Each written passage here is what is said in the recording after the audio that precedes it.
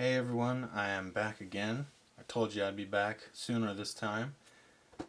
True to my word, I am, and today I have something very special to share with you guys, and that is the Charlie and the Chocolate Factory Mike Teavee figure. Now, you may be thinking, like, this is kind of obscure, why are you reviewing this? I don't really understand.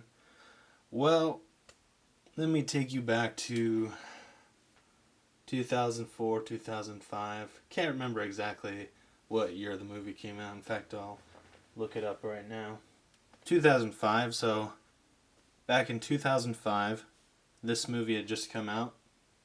And I really became attached to the portrayal of Mike Teavee in the film. I just don't know how to explain it, but I really liked the character, and I kind of wanted to be him.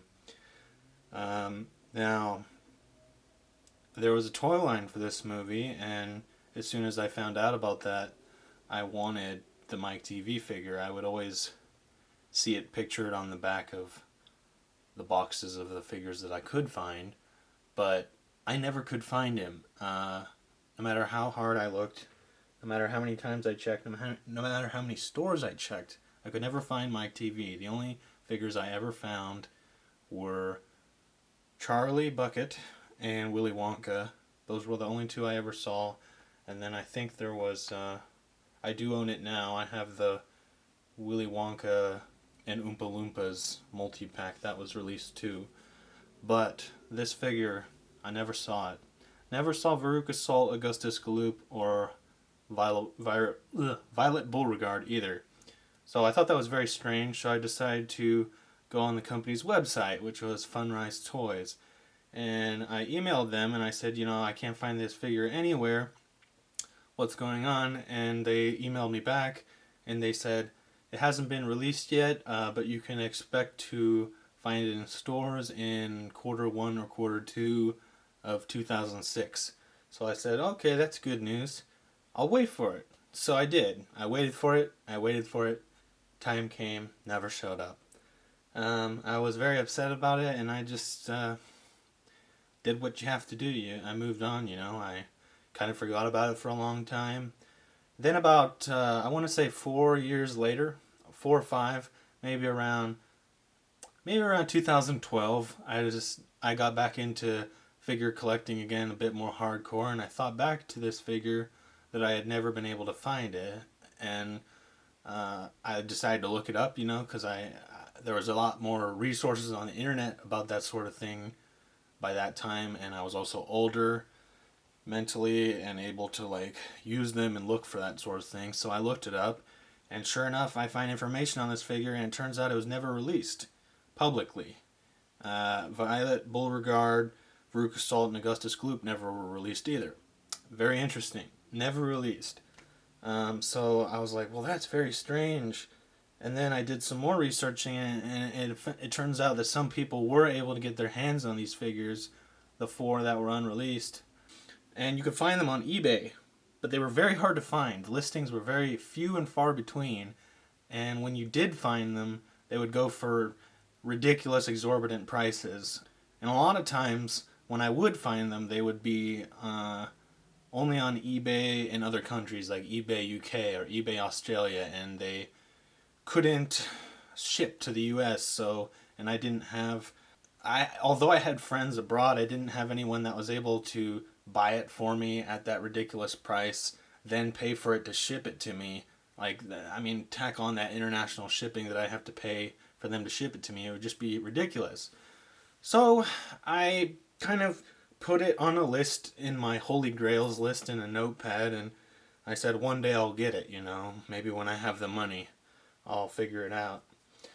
And I forgot about it again. And then for the last 2 years or so I check in periodically on it, and never had much hope. It was always still high prices. And then not too long ago, maybe a week or two ago, I log on and I search for it again, and this time in the U.S. I'm just adamant. I'm like, this time it's going to be in the U.S.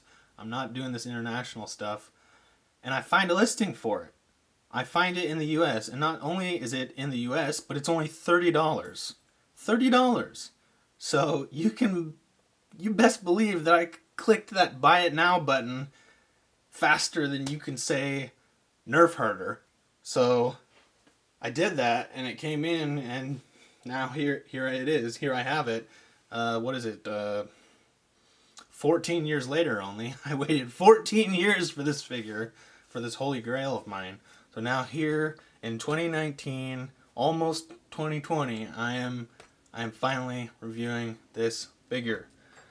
So I'm very excited about it. So now that exposition's out of the way, let's take a look at this. So here's the box. I'm a big fan of the boxes for these figures. I don't have Charlie Bucket's packaging anymore, but somewhere I have the Willy Wonka multi-pack, and I just think that they really captured the spirit and the theme of the movie, the feel of the movie. Move this a little bit closer, try and get some of this glare out of the way. That right there says includes base.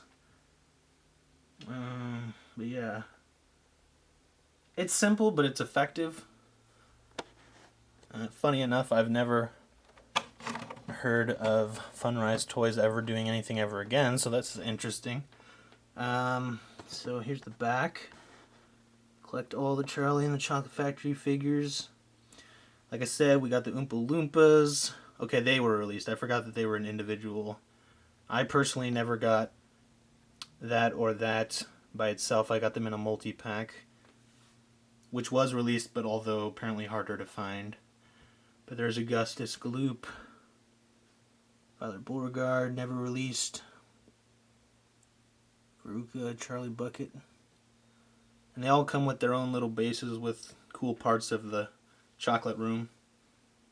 So, that does it for that. Let's go ahead and get this bad boy open. Alright, so I got him out of the box, and I've had a bit of time to play with him. I had to give myself that time, after all these years, to get to know the figure. I'm actually kind of glad I have this background up. I think it actually fits the character. But yeah, let's take a look at the figure and then I'll talk about it. So here he is. Sorry, I know that black background's actually making it a little hard to see him, but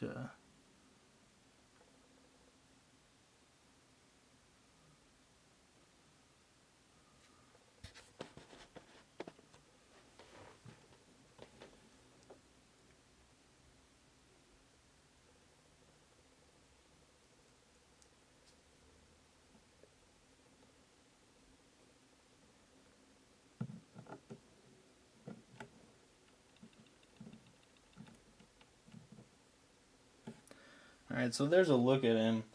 Now, there are a few things I want to talk about, and that's because there's a few things that hold this figure back from greatness, and there's also just a few things that you should be aware of. The first thing I'd say that's the most notable is, and I knew this going into it, I knew it even as a kid. Well, actually not as a kid. I knew it when I found images of it on the internet for the first time in like 2012 when I was looking it up, because before that actually I had only ever seen promotional images. But the thing is, this is a promotional image of the prototype here. God, I would give anything to have my hands on that because it looks awesome. But the biggest difference is that there is an image of a flaming skull on the prototype. And that's actually accurate to the movie. And it's something that for some unknown reason did not make it to the final figure. I don't know why. It's very disappointing for sure. It's not something that impeded me from wanting to get the figure, obviously, but it's still just something that really shouldn't have been left out. Especially because they weren't it's not like they weren't capable of it. I'll get into it more later, but there's another figure that they released that had some graphic on its shirt, and it just makes you think that there's no excuse. The other thing is, I would say that the paint is definitely different on the prototype. It's actually painted skin tone instead of just skin flesh colored plastic, and I think the resemblance to the actor is a lot better on the prototype than it is there. So that's it for the things you should know about. Now, there are a few things that are specific to my figure that kind of irked me. The first is, and I don't know how noticeable it is on camera, but the eyes are not level at all. He's definitely got a little bit of the sloth thing from the Goonies going on with his eyes, and it bothers me. Especially after all this time wanting the figure. I was hoping that that would come out better. The paint is pretty clean though, otherwise. Like, the hair actually looks really nice. I will say that. I love the highlights and whatnot in the hair.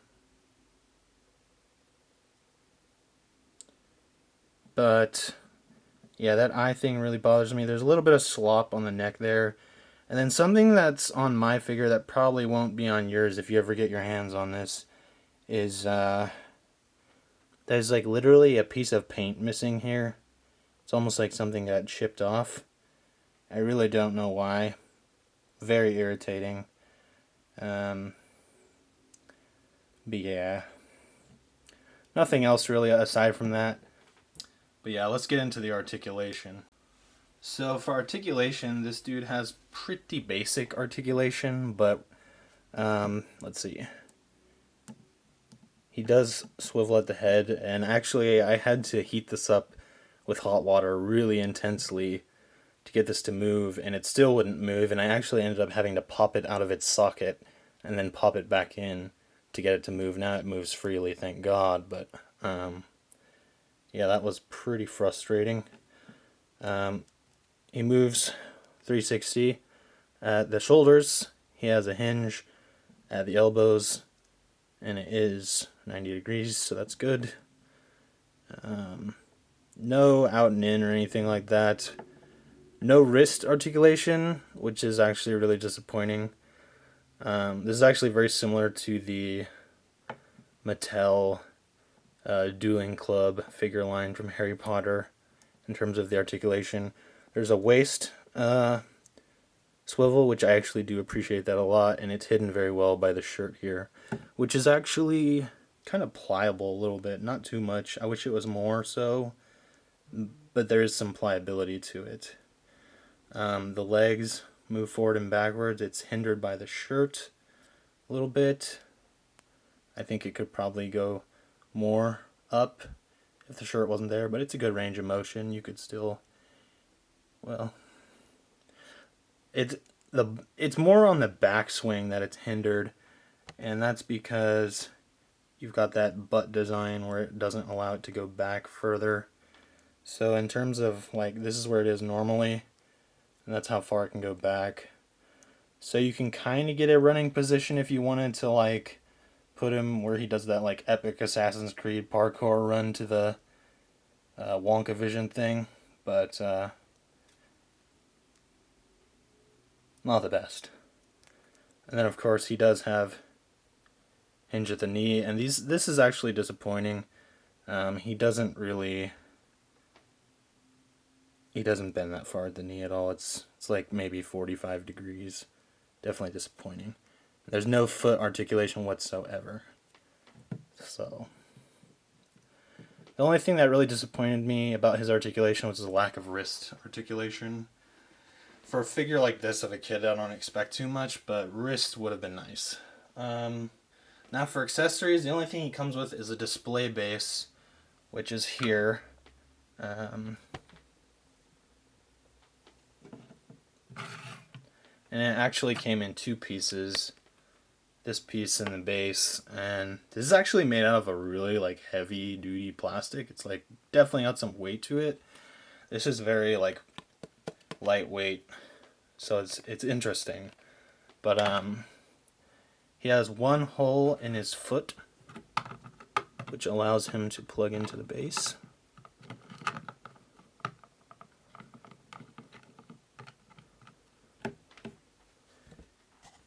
And he sits on it like that. Nothing too special, definitely not the coolest base, I don't think. As you can see from the box, I think some of the other ones are cooler. That one that one looks like a piece of shit with nuts in it. That's disgusting. But that one's pretty cool, and the one with Willy Wonka's alright. The Veruca Salt one's cool. So yeah, but I wanted to actually bring in the other characters from the line that I own for comparison. The first things first, I will actually... This is the base that came with Charlie Bucket. 2 pieces as well. It's actually kind of neater. These kind of look like they go together, but they don't really like specifically like fit together in any sort of way. I was kind of hoping they did. That would have been really cool if each character like hooked together in a specific way, but unfortunately that's not the case. And the other disappointing thing is that these bases, at least the grass part, is like actually identical between the two. The mushrooms and stuff are even in the same place, so that's disappointing. But yeah, so here's the other figures from the wave. Here's Charlie Bucket. There he is.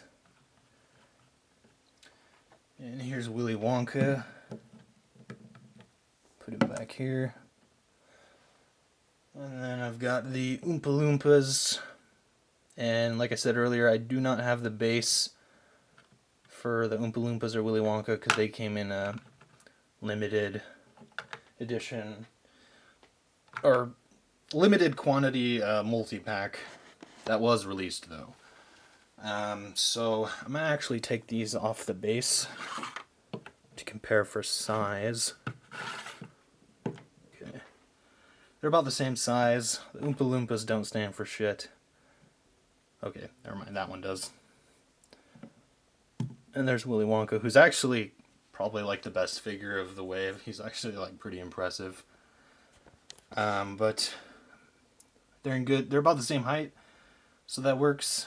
I actually do think the Mike Teavee is better looking, definitely, than the Charlie. There's the Oompa Loompa, played by Deep Roy. And there's Willy Wonka. Now, the one thing I was going to say is, so this is the Charlie Bucket figure, and it's... So this is his sweater, and this is like completely decal, like stuck on stuff. It's not like individually painted, it's printed on.